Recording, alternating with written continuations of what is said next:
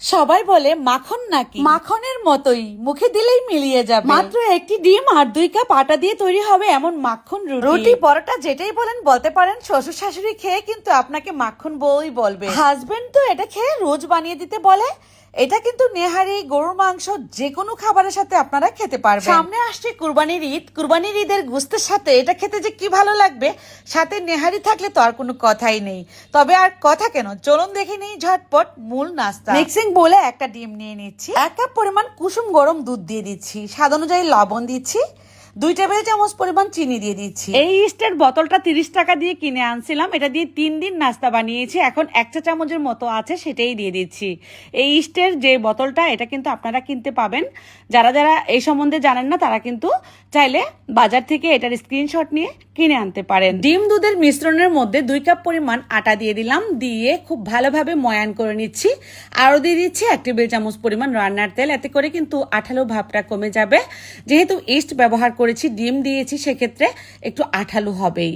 খুব সুন্দর একটা ডো হওয়ার পর 10 মিনিট রেস্টে রেখে দিব কিচেন রুমে। গরমে রাখলে কিন্তু, এখন যেহেতু গরমের দিন, এভাবে কিন্তু ফুলে ডাবল হয়ে যাবে। এটা হাত দিয়ে একটু চেপে বাতাসটাকে বের করে দিয়ে এখন এ থেকে লেচি কেটে নেব।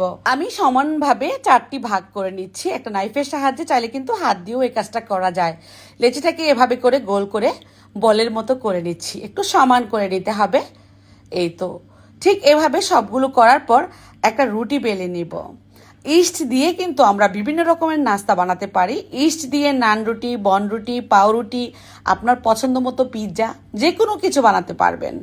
রুটিগুলো বানানোর পর এভাবে করে নাইফের সাহায্যে আমি একটু দাগ কেটে নিলাম, এটা দেখতে সুন্দর লাগবে। তারপর উপর থেকে একটু দুধ ব্রাশ করে দিচ্ছি, দিয়ে সাদা তিল দিয়ে একটু কিশমিশ দিয়ে সাজিয়ে দিলাম। এখন মাখন রুটিগুলো ভাজার পালা।